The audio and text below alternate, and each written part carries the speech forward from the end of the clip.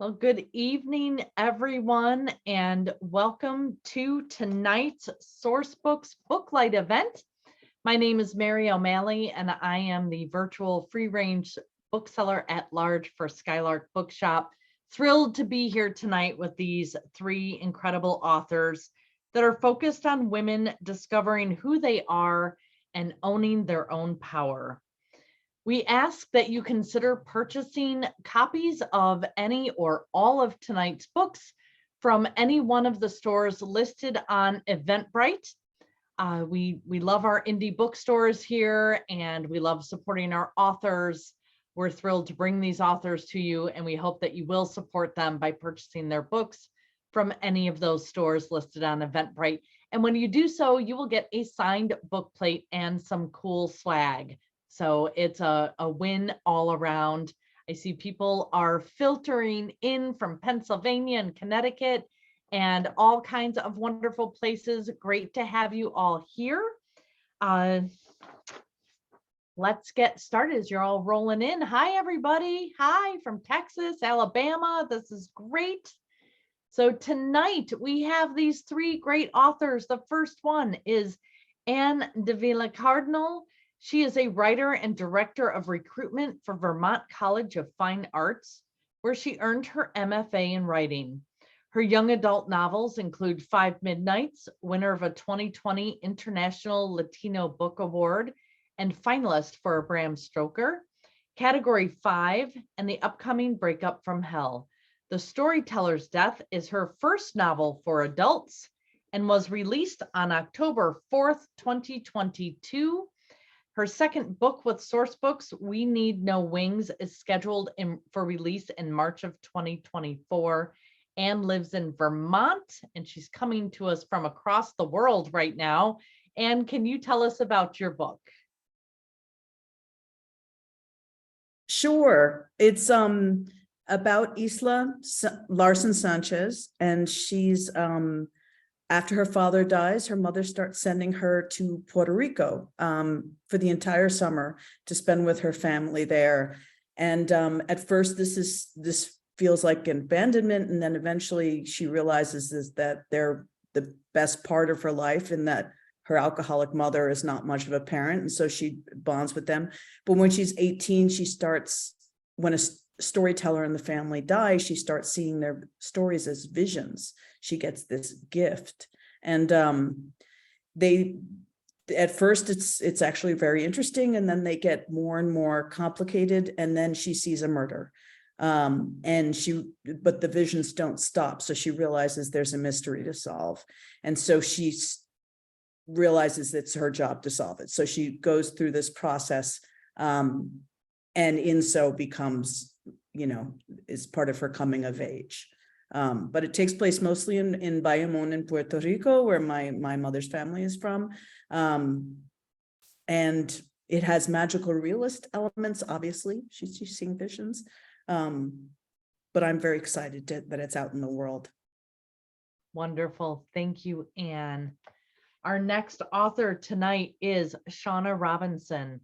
Shauna's love of books led her to try a career in publishing before deciding she'd rather write books instead. Originally from San Diego, she now lives in Virginia with her husband and their sleepy greyhound. Shauna is an introvert at heart. She spends most of her time reading, baking, and figuring out the most polite way to avoid social interaction. Must Love Books is her debut novel. Shauna, please tell us about your book. Yes, thank you. Hi, everyone. Thank you so much for joining us. So the Banned Bookshop of Maggie Banks just published 2 days ago. And it's about a woman in her 20s named Maggie who's feeling a little aimless and lost. She's been laid off. She's living with her parents. And so her best friend invites her to come work, take a temp job at her best friend's bookstore for a few months in the quaint small town of Bell River, Maryland. And so when Maggie gets there, she quickly discovers that the entire town kind of revolves around this great American author named Edward Bell, and the bookstore is only allowed to sell books that were around during Edward Bell's lifetime. So great classic literature, which literary tourists love because they want to come see the bookstore where Edward Bell wrote his famous first novel, but less interesting for everyone who actually lives in the town and have to drive to the bookstore one town over in order if they want to get books that aren't considered literary classics, like anything that's more modern or in a different genre. And so Maggie starts hosting secret underground events celebrating all of these books, and a lot of chaos ensues as she kind of upsets the town a little bit. Thank you so much, Shauna. And now we have Iman Hariri-Kia is a writer, editor, and author born and raised in New York City. A recipient of the Annabelle Bonner Medal and a nationally acclaimed journalist, she covers sex, relationships, identity, and adolescence. Her work has appeared in Vogue, Teen Vogue, Cosmo, Nylon, Bustle, and more. Her debut novel, 100 Other Girls, was published in July 2022 to critical acclaim. Iman, please tell us about your book. Well, first of all, thank you so much for having me. Both Anne and Shauna are so wonderful, and I'm so excited to be able to chat with you guys, and congratulations on such successful releases. These books are amazing. You guys got to get your hands on them. 100 Other Girls, my debut novel, three months old. I'm a kind of like a little baby author currently, follows Nora, a young Middle Eastern American who has recently graduated college and is feeling pretty lost. She's busying her days tutoring rich Upper East Side kids that don't appreciate her while crashing on her sister's couch when she gets the opportunity of a lifetime, a chance to work for her favorite culture magazine, Vinyl. And the pages of Vinyl basically raised Nora, teaching her everything from how to insert a tampon to who to vote for. So she thinks this is going to be a dream come true. But when she arrives, she realizes that all is not as it appears from the outside. The print and digital teams are basically in a full-blown turf war with each other, and chaos ensues. With her dream job on the line, she will have to pick between both sides, or she will have to form her own side. This book explores themes like the decline of the publishing industry, the rise of digital media, identity exploitation. There's a spicy workplace romance. There is a really heartwarming sister relationship that I love. But ultimately, I really like to think of 100 Other Girls as my take on a true coming of age story.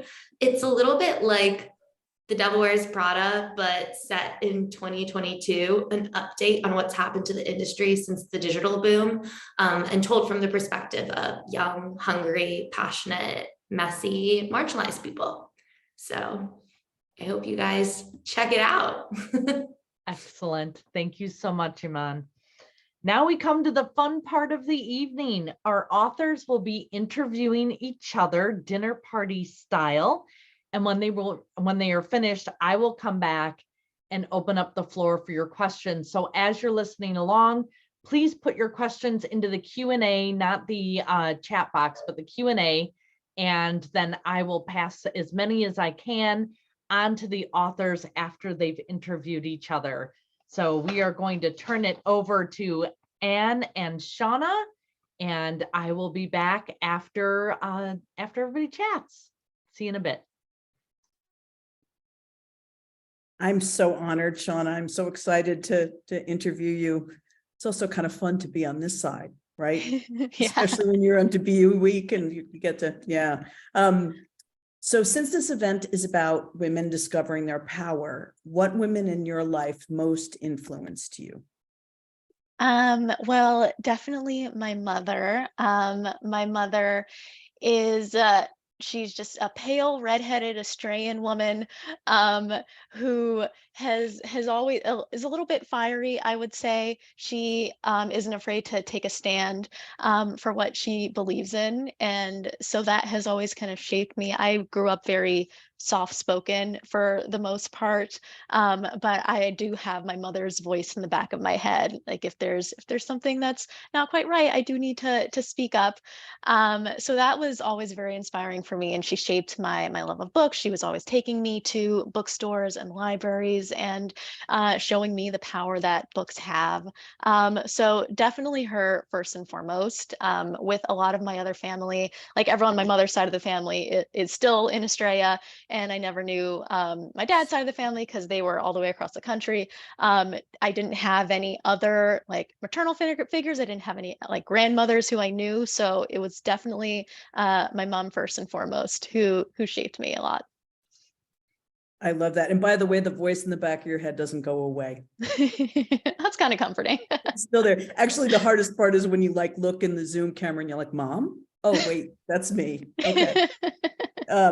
Okay. So your current book, or your recent book, The Banned Bookshop of Maggie Banks, is about a bookstore. I was wondering if there was a store or an individual book that changed your life. I would say yes on both counts. I will answer the store question first because that is easier to narrow down. And that is in the back of my head. I will work through if I could just pick one book that changed me. Okay, let's do this. Multitask. Okay, so the store. Well, of course, there are a lot of amazing bookstores that have shaped me, and wherever I work, there's always a bookstore that's closest to the office that would always become my escape. And so in San Francisco, there was one that was across the street, and that would just always be my happy place wherever I went. But the one that shaped me the most was a bookstore called the Booksmith in San Francisco. They would host a lot of really unique and creative and fun and silly and wacky events. And my favorite one that I would go to was this monthly event that they would do where they would pick a classic novel and then assign 6 different writers, each a different character, to write in an erotic parody fan fiction sex scene about. And the first one I went to, it was I think like The Lord of the Rings or The Hobbit, and one of the characters was a ring. So there was just a sex scene from the point of view of a ring. Okay. And it's just so much silliness and absurdity, and there would just be this orator with like a beautiful deep voice who would read aloud these scenes while we in the audience would drink like wine and eat snacks and just laugh hysterically and then vote on which one was best. And so that was just an amazing like celebration of books, both like classics, but also you know, how we might modernize them today and ways we can gently poke fun at the things that we love. And so that came from something that one of my friends who I worked with had just posted on Facebook, just saying, oh, I kind of want to go to this. Does anyone want to come along? And then that morphed into a group of us every single month going to this event because it was just so much fun and just in becoming part of that community. So that really taught me about how fun, like, and silly and unique bookstore events can be, and the sense of community that they can bring readers. And as far as a book that has shaped me, voice in my head has gotten me nowhere as I've been talking. So I'm just going to say, I mean, I'm going to say Shel Silverstein. I grew up reading, I think those were the first books, like as a like a young child, maybe it was like 6 or so, I was reading all of his poems, like Falling Up, Where the Sidewalk Ends, and I would just read them over and over and over again. And I just loved the amount of humor and silliness that he would have, but also there was a lot of depth to some of his poems as well. Some of them did have a more serious side. And I think that's something that has never left me, that wanting to have that balance of 2 things, the silliness, but also the depth. I love it. I love it. And that bookstore event sounds amazing. All right. I'm trying to be conscious of, I could ask you questions all night. Okay. Here, I'm going to give you a curveball. Okay. Tell us something about yourself that is not on the official bio. Okay. So we covered that I'm introverted. We've covered that I love baking. We covered that I have a dog. I think those are like the 3 pillars of my personality. I tap danced for a bit when I was Awesome. ages like 12 to 14. And like, I tried a few different dances. I tried jazz and I tried ballet, and I was terrible at both of those, but I was not bad at tap dancing. And I ended up like leaving it because like the classes I was taking, they only went so far. And I kind of started at a young age. I mean, at an older age anyway. But that was always just something that I liked doing, was the tap dancing. I still have a pair of like adult tap shoes in my apartment, but I haven't used them in a few years. I bet your downstairs neighbor wouldn't appreciate it, Yeah. but it Yeah, I sounds probably like should fun. not take that back up while I'm living in an apartment. Was it cathartic? I always imagine tap dancing because it has sound. It would be like, I mean, it's like, satisfying.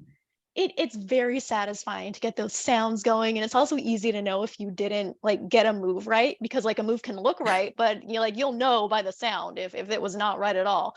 And so but conversely, there are also some moves where like it looks really simple, but it's just like the sounds it's supposed to make that like make it really complicated. And so I might like, I remember once I was trying to show off to one of my friends because I'd finally mastered it, and then I showed her. She was like, "Well, anyone can do that." And then she's like, but I was like, "No, it's really No. complicated. It's a Sort of sound." like writing. Yes, exactly.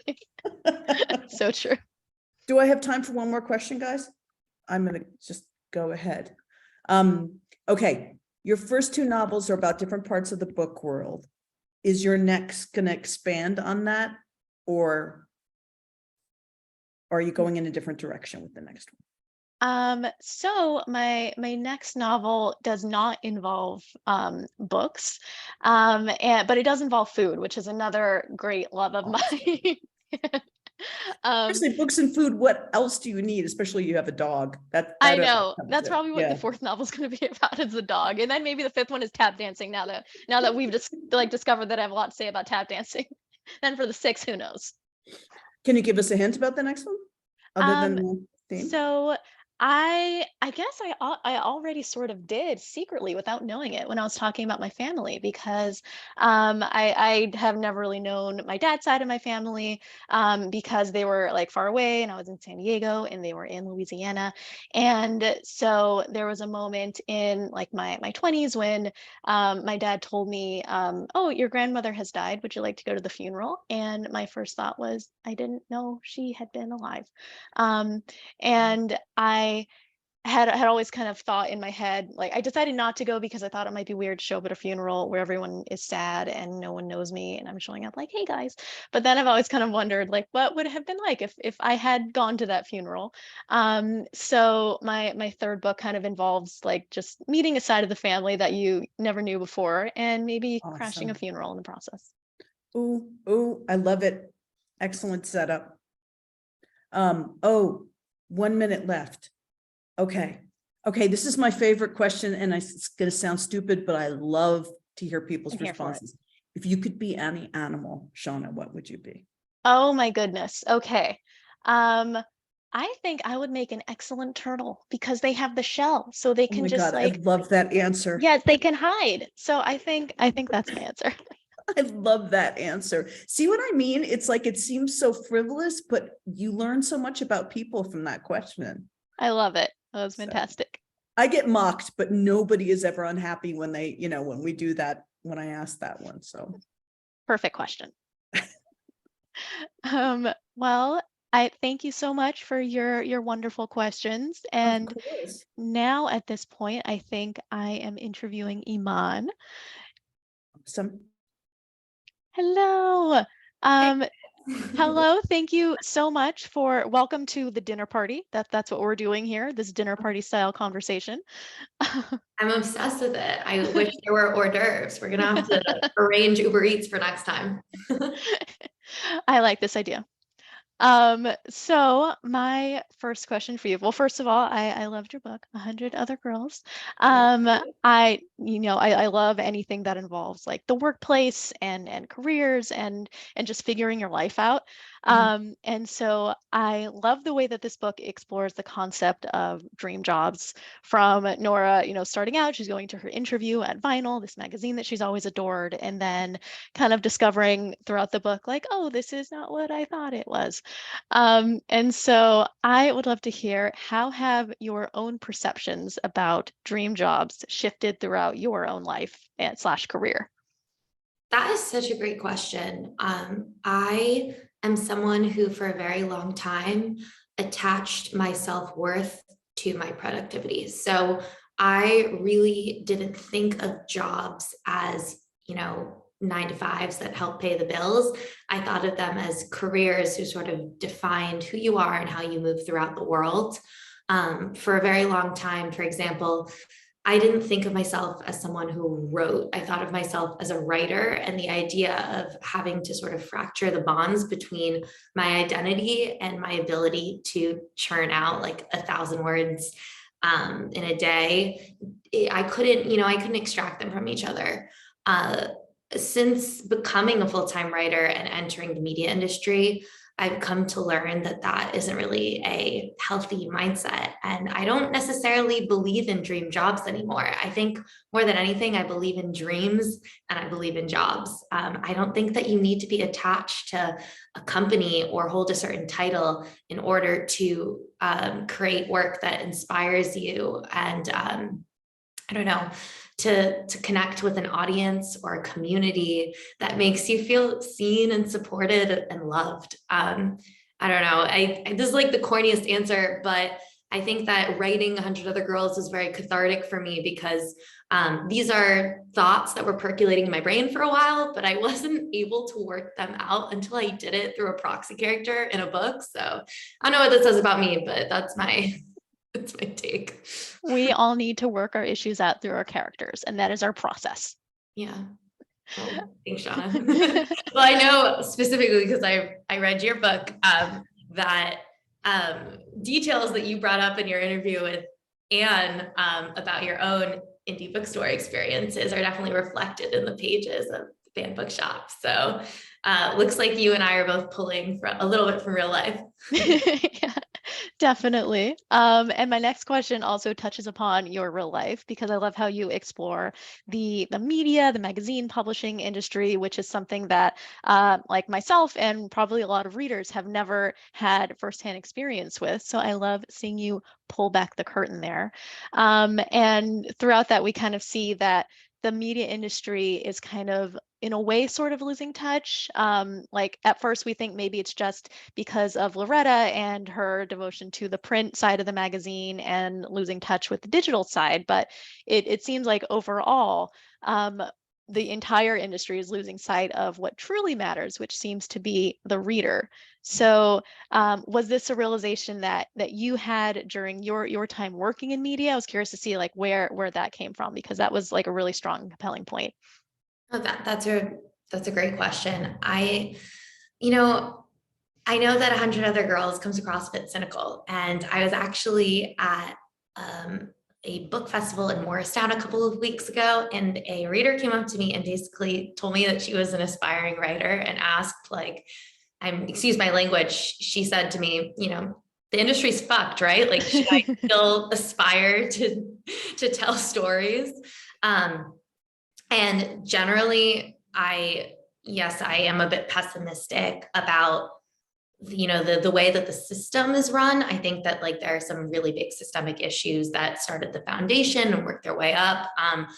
And although I think that the industry is going to take a completely different shape in the next like 10 years, and if you have another 2 hours, I can tell you how. I definitely still think that there is a place for writers and storytellers that have something to say, who just sort of want to flesh out their own opinions and experiences and personalities through the written word. I think that if you have something honest to put out into the universe, there will be someone on the other end of the ether ready to receive it. And I've always felt that way about writing. I've connected with writers who are household names and writers that I've found by chance, who have, maybe 3 readers and have just connected with their experiences. So anyone who's an aspiring writer, I really encourage them to continue to write, even if it's for like their college friend, their high school friend, and their parents. I think that there's really big value in being able to reach people in an emotional vulnerable, honest way. Because I think that the only way that you can really change people's minds is through getting them to feel. Once they feel, maybe they'll act. So I hope that answers your question. But Absolutely. Yes. I loved all of that. Like, even like I feel inspired now. I will think of this the next I'm like, time I I'm feel- preaching in this room, so whoops. No, in the best possible way. We are all coming away from this very inspired to write. Um, so I have read that it took about 3 years, was it, for you to like write 100 Other Girls and for that entire process and the manuscript to take shape. And I'm always curious because I know that a lot of changes can happen throughout the revision process. And I'm curious about like what's the biggest thing that changed from like the very first draft to the final product? Well, it's actually funny because I moved like 2 months ago, and I have an office now for the first time in my life, like a home office. And it's staring at me, the first draft of 100 Other Girls. Oh my goodness. That's called clickbait. It's basically giving me the eyes, like, be honest about this.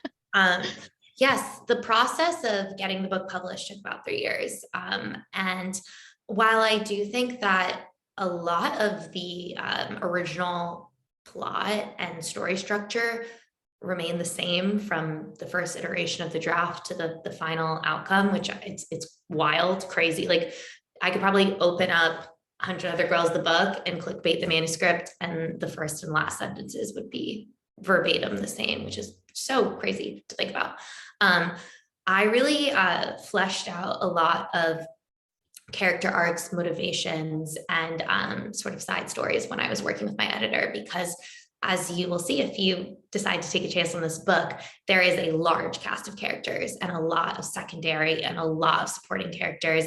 And I really didn't want a single one of them to feel like they existed solely for the purpose of aiding Nora in her quest, or as a foil, or as some sort of like writing device to get her to realize things, especially because these are marginalized, complex, like really, really, different characters from different backgrounds with different reasons for showing up to vinyl each day. So I really appreciated the chance to work with an editor who had actually seen books from start to finish before, who could get me to think more globally about what it would look like to have characters who came across the page solely to interact with Nora and then went off on their merry way, trying to survive. And it was really nice to be able to get a second opinion on those characters. I think that when looking back, I think that was the biggest way that the book evolved. And then also updating it as time went on. I wrote this pre-pandemic. So can you imagine how much I had to change to keep it contemporary?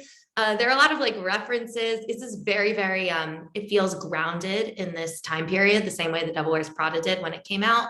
So there are people that I refer to who passed away after I wrote the first draft, and I had to update it nearly constantly to make sure like the slang and the references and the technology remained relevant and hip. So sorry, 1 minute. I never shut up. I apologize. I've answered like 2 questions, but No, that was perfect. And I feel like that definitely came through as well. Like, your characters are so nuanced and nothing is black and white, and you just really have fun exploring that gray area. And so that was all amazing. And so for our last like minute, maybe 30 seconds, I will steal Anne's question and ask, if you could be any animal, what animal would you be? shit. Okay. I actually just broke out in a stress rash, so that's good. Luckily I got to hear you answer this question earlier, and it made me think about what I would say. I always have the first instinct. Cheetahs are my favorite animal. I love cheetahs because they're like unbelievably strong, but also beautiful. And every single one spot pattern is unique. So strong, beautiful, unique. I sound like I'm just like myself up. I'm like, obviously me. But no, I just have always had a fascination with them. But I also am kind of like a koala. Like, I need hugs. I need my like physical touch. One of my love languages, lots of affirmations. So if anyone wants to like create a hybrid breed between koalas and cheetahs, they'll be like heinous and horrifying, but I guess that'll be That'll be my animal. I love it. I expect lots of fan art of the hybrid cheetah koala. Yeah, everyone in here, I'm holding you accountable. There are about 30 people. Please send me your pictures. Well, now I think it's time for me to excuse myself and let you and Anne talk. So thank you so much for your wonderful answers. Thanks, Shauna. It was so good seeing you again. You too. Hey, Anne. I love that answer.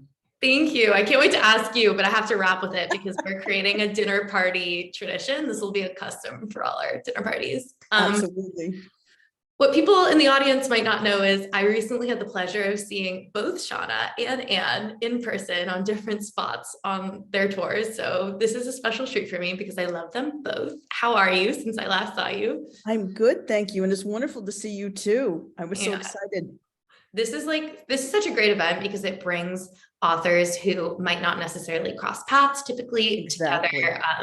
And I feel like I'm cheating a little bit because I've had a chance to talk to you about your book before and know a few of the answers, but because I've heard you speak on your own personal connection to the matriarchy in the book and this great concept of storytelling and passing down pieces of yourself through a lineage over time, I was wondering if you might talk about why the storyteller's death is such a personal story for you to tell. Sure. I mean, it is the closest thing to a memoir I think I'm ever going to write. And it's sort of my love letter to Puerto Rico and to my family and why I identify so strongly with that side of myself. And, you know, it's very interesting. I've been sort of reflecting on the visions of the stories. And when I hear stories, when I would listen to my grandmother or someone tell a story, I had a visual in my head. And I don't know whether everybody does this, but it is almost like it's being acted out. And so to be able to bring that into reality for Isla, the main character, and is a way of sort of honoring also the magical realist novels that I was raised on. So other than the fact that it also we have similar stories, you know, it is fictional, but my father died when I was 8. My mother was an alcoholic and she sent me down to Puerto Rico. The rest of it is fictional, but it's at the heart of it. It is sort of the essence of why I identify so strongly with that part of my family and why I'm so grateful to them. And it was also my way of honoring that genre that was so important to my upbringing. You know, I used to read Garcia Marquez and Isabel Allende, and those books were canon to me, even when I was way too young to be reading them.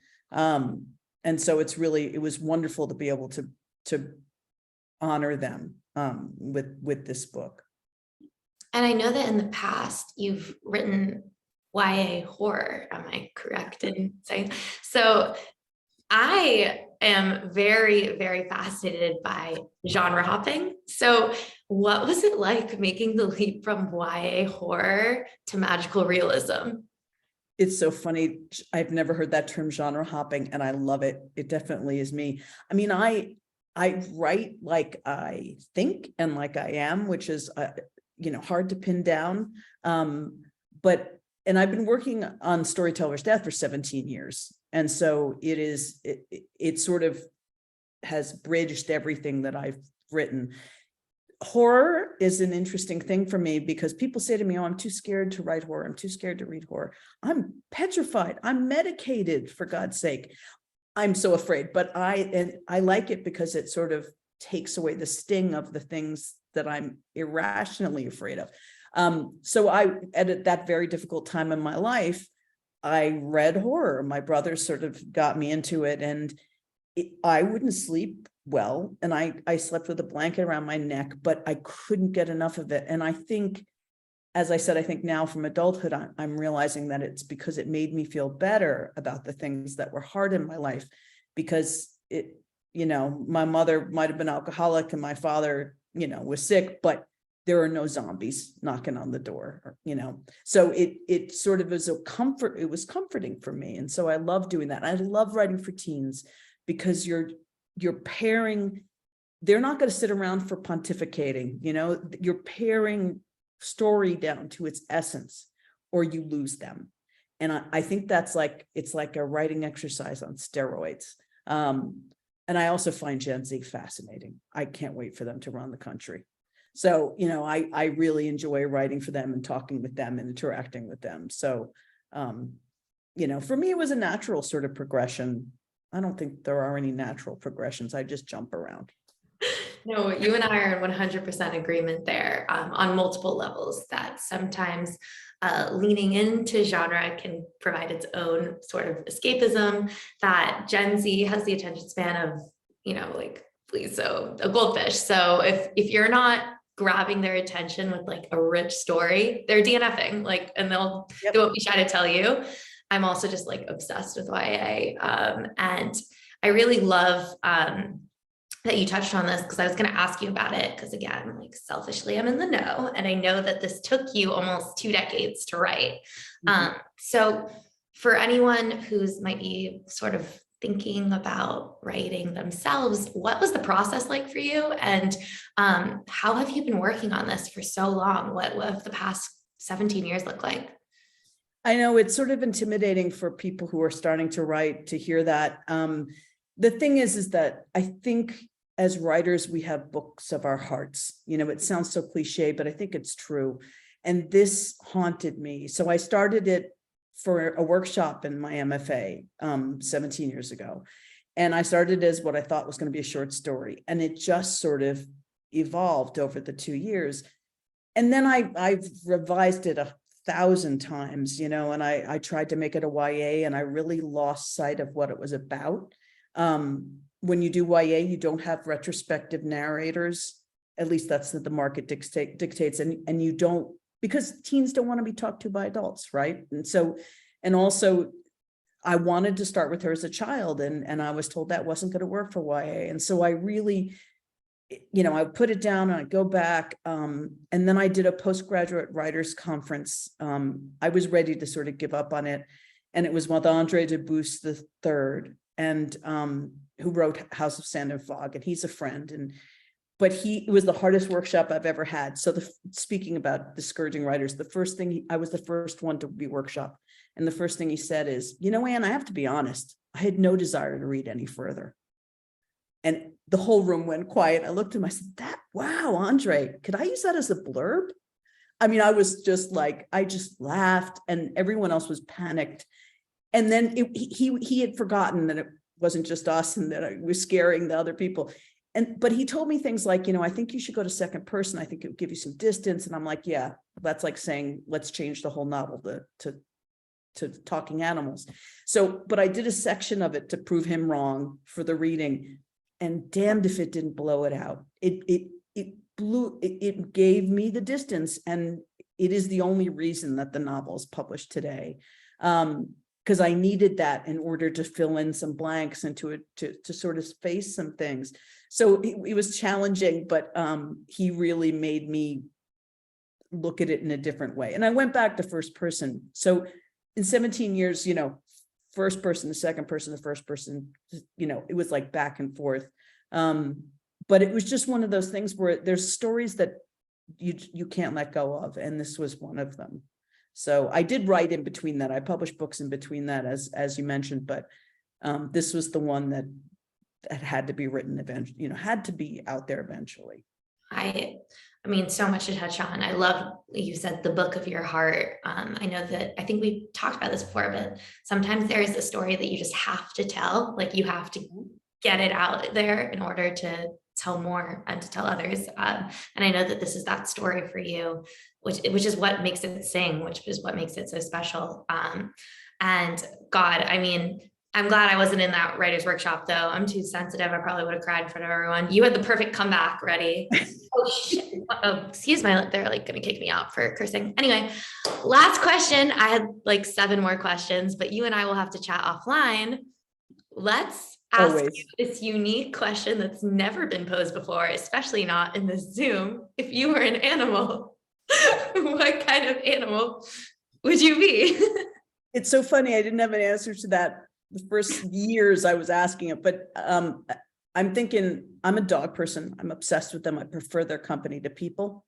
And I would definitely be a dachshund because they're short and they're very stout-hearted, even though they're like short and weird shaped and whatever. And they're like, yeah, I had a dachshund when I was a kid, and she'd walk down the streets in New York City like she owned it.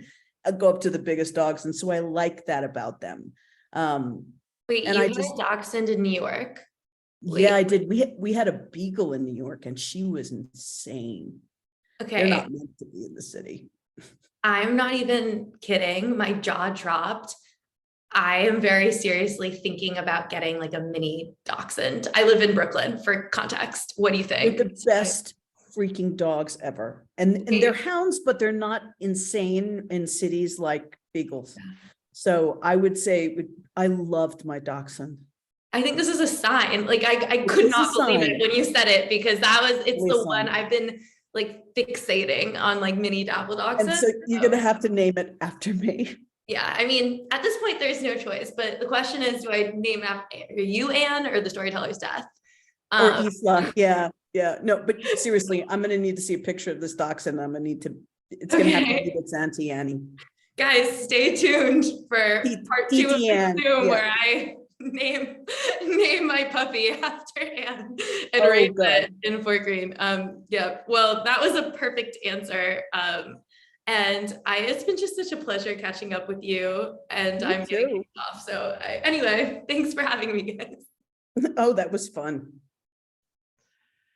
I don't think I've ever sat and moderated one of these where I have spent more time nodding along and smiling and like reacting and thinking that I'm, reacting in front of you guys. I'm like, no, my camera's off. Wow, I loved these conversations so very much. And I've got a great first question from Donna Rasmussen for each of you. So think of who wants to take it first. Each of you have mentioned writing from your own personal experiences in certain ways. Are your characters based on real people in your own life? Or did you imbue any one character with your own personality or sensibilities? I mean, I go ahead, Iman.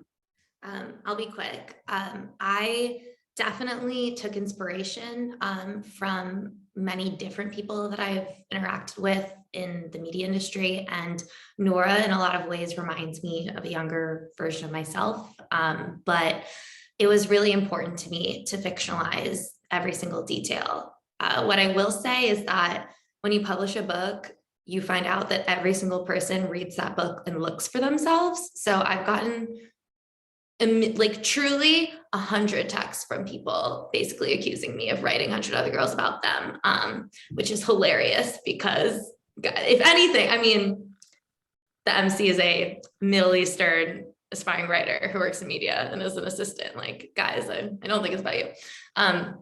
But in conclusion, it was important for me to like distance myself from the book because it's such a personal topic to me. So I wouldn't say anyone's a carbon copy of any character in the book. Awesome.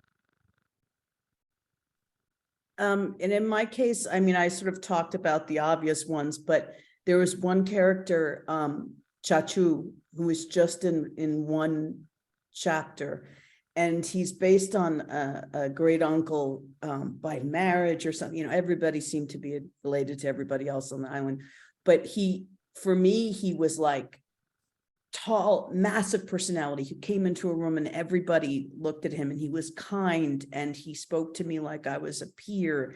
And for me, he represented like Puerto Rican masculinity.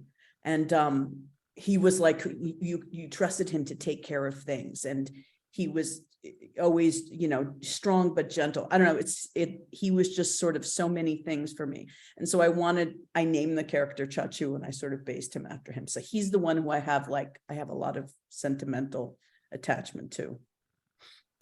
I love hearing that. I also have a character who I have a sentimental attachment to, although at the time of developing him, I didn't know I was sort of maybe modeling him after someone. So it's the town grump. His name is Vernon. And when my best friend read the book, she had said, "Oh, Vernon kind of reminds me of my grandpa because he's like kind of really like acts really grumpy and tough, but he shows his love through acts of service and he's a sweetheart at heart." And then I realized, oh, did I model this grump after your grandfather? Because I actually even gave him a job that her grandfather had had. Like I was thinking, oh, what can he do? Oh, my best friend's grandfather does this. Let me work that in there. So yeah, I didn't even realize it, but I guess certain people just make an impression on me and I work them in without even knowing it. I love that. I love that a lot. So each of you have had, you've done a lot of things outside of writing in your lives. And speaking from my own experience, I'm a writer. I've always been a writer from my very earliest memories. I still have a journal somewhere with my like second grade poem about snow, and all of my journals and long poems and essays. And at which point for each of you did you cross over from I like to write, I'm a writer, to this, I think this is a book and I'm going to make it a book. How did that look for each of you? So for me, like I started writing fan fiction when I was like 11 or 12 or so. And so for years afterwards, like I belonged to a fan fiction community. So I would come home after school, I would do my homework, and then I'd write my little stories. And so it wasn't until my first novel, when I got the idea for it, when I was like 24, 25, that I was actually just like talking to my friend and kind of joking about fan fiction tropes. And then got an idea after that conversation. And then I was like, oh, I think I want this to be like not fan fiction. Like, is that a thing? Like a book? Is that like, and so that was kind of me stumbling my way through that. And that was my first time writing something original. And it was different and it was new. But yeah, that whole thing did not occur to me until like basically my mid-20s.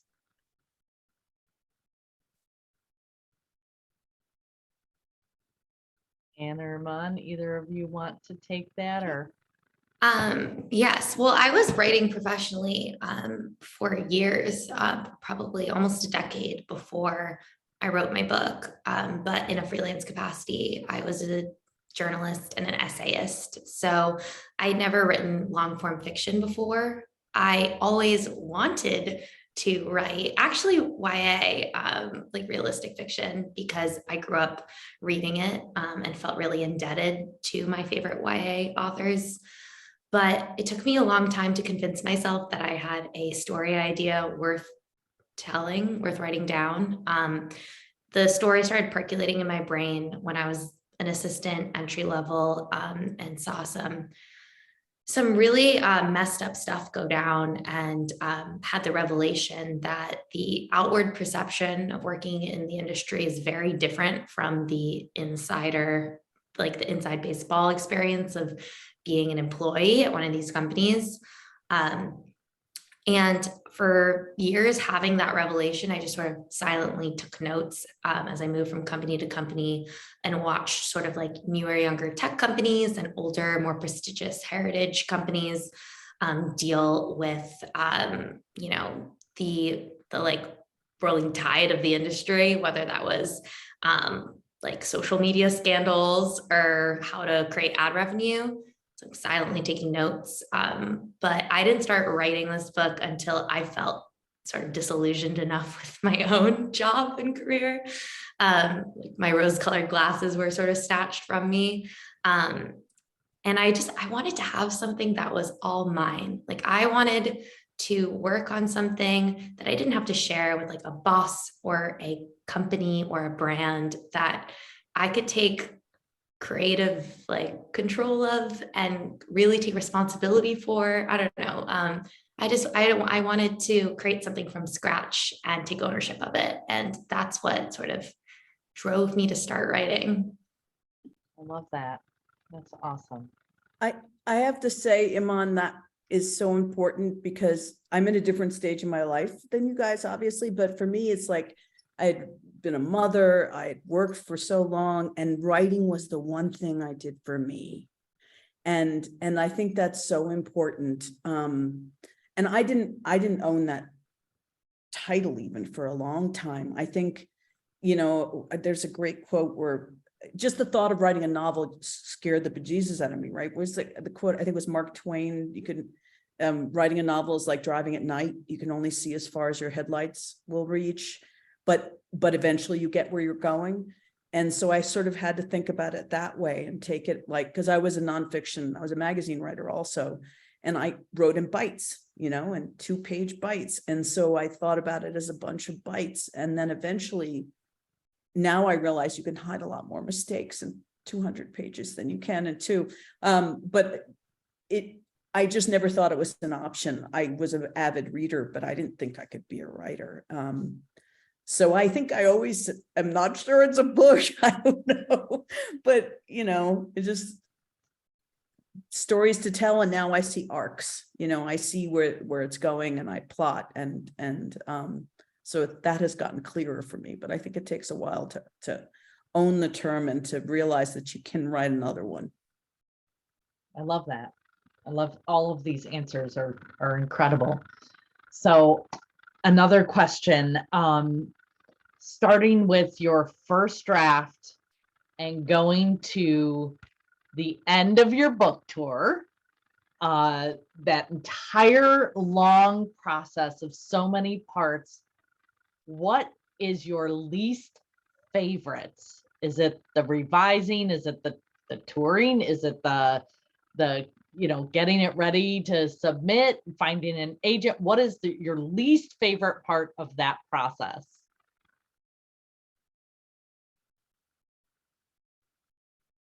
Waiting.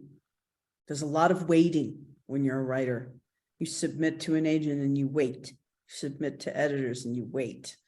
There's a lot of waiting. And then, but the interesting thing is that when I started writing, I love first drafts and I hated revision. And now I hate first drafts because it's like you're making the material with which you're then going to make the art. And so it feels more, like you just got to get it down. And so, but I loved the touring. I loved all of that. It's just, I'm not a terribly patient person, and publishing involves a lot of patience. It does. I will second your thoughts on hating first drafts and loving revising. It's just so hard, especially at the very beginning when you're starting to write something new, because I just feel like when I was starting to write The Banned Bookshop, I had just been working on revisions for my first novel, and I just felt like I was like in a blank void, like staring at that blank page, because anything was possible and I didn't know what anything was, and you're figuring it out as you go. And I feel like as I'm writing, like I don't really get a sense of like the character's voice or any of that until I'm a lot further into the book. And so starting from scratch and knowing that you're like figuring it out as you go, and you have to get a lot wrong in order to figure out like the heart of the story and the characters and the voice, that was all the hardest part for me. But it's all just about like getting something down. And so just vowing, I will write like a terrible first draft, and that is okay, and that is a point. And then from there I will have something to revise, and I will no longer be in that scary void, because something like, at least this template exists that I can then move things around and make it better. But yeah, the drafting part is always my least favorite by far. Oh my God. Like, first of all, I found out last week that Shauna is a pantser. So that means even more to me, because she's writing with zero plot. Like, she doesn't have a structure in mind, which to me is like my worst nightmare. So respect to Shauna for doing that. This is reassuring to me too, because I'm, exiting book tour, entering book 2 anxiety, and have kind of like, I've been in the mindset, I've always thought like finishing that first draft is like getting yourself to that point is the real like test of writing. And I feel like I, over the last like year or so, have felt at multiple points like can I even write? Was I lucky that one time that I did it? Will I ever be able to, I'll read while I'm writing and be like, this is so fucking good. Like, why can't I write like that? Yeah, I'm angry, you know? So it's nice to hear that I'm not alone in these feelings, and that everyone goes through this. I'm gonna have to like echo, and I also hate the waiting, but I think that like the reason I hate the waiting, whether it's going to submission, which was my personal hell, or like, you know, sending in my first draft and waiting for revisions, like my current personal hell, like I just hate, or oh my gosh, letting the book go out and then waiting for people to review it, like actual nightmares. I think it's just giving up creative control of something and working so hard to impress upon people exactly what you want to say, and then just accepting, okay, this is not yours anymore.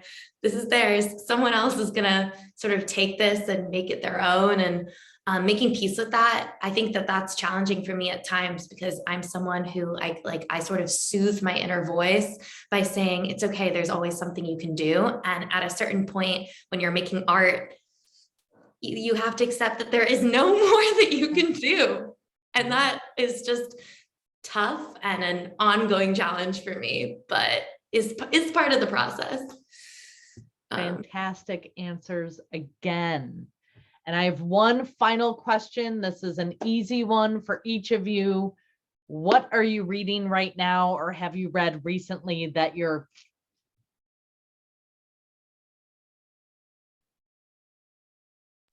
I'm reading The Family Izquierdo by Ruben Degollado, and it's beautiful. It's actually been written up in the Times twice, but and actually he's a friend who wrote his previous book was YA, but it's connected stories about this one family, Mexican family, and it's just gorgeous language. The characters are so rich, just beautiful. I just finished, Shauna actually tried to help me find this book in Barnes & Noble last week after our panel. So Shauna, I found The Token Black Girl by Daniel Prescott. It is a memoir, just finished it, and it hit. It's a memoir of a Black woman who had worked in the fashion industry and in media, and her experiences sort of always being like the one tokenized person of color in many rooms. And I was expecting it to hit as like a media sort of industry book, but the parts that hit the most for me were about sort of her experiences growing up, and being like learning to become like the right type of person of color, and letting other people's opinions of you harden you, and then becoming sort of like mean when you don't mean to be, because you feel like you have to strike first before people strike you down. That, you know, pieces of my childhood that I sort of don't like to revisit because they're not always like the prettiest to talk about. I thought it was really beautiful. And then I just started totally different vibe, Funny Feelings by Tara DeWitt. It's like it's a age gap single dad rom-com about stand-up comedians. So after being like, whew, emotional baggage dealt with, I was like, okay, single dad romance, like, let's get it. And I'm really enjoying it. I love contemporary romance, and we'll probably finish it later tonight. I am all about the palate cleanser. I need something heavy and then something lighter. And yeah, I go back and forth plenty. Shauna?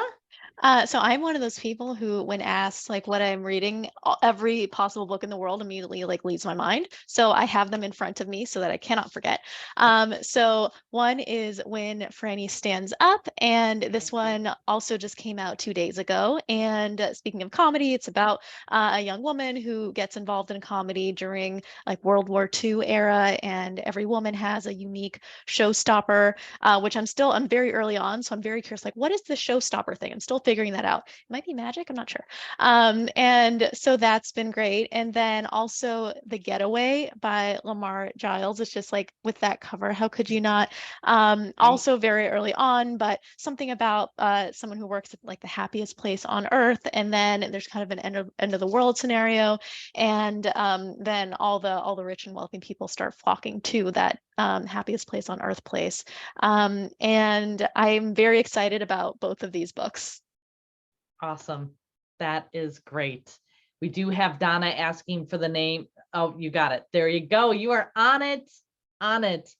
So I am afraid that is all the time we have this evening. Thank you to everyone who joined. Thank you to our amazing authors. If you enjoyed what you heard here, and I know I did, please go to any of the independent bookstores that are listed on Eventbrite and buy all of their books. We're getting into the holiday season now. Everybody on my list gets books. So I know absolutely who each one of your books should go to on my holiday list. And I hope that everyone watching will do that as well. Remember, you'll get a signed book plate and other great fun swag. So thank you again, everyone, for joining us for these 3 great books. And we will see you again soon. Have a good night. Thank you. Thank you all. Thank you.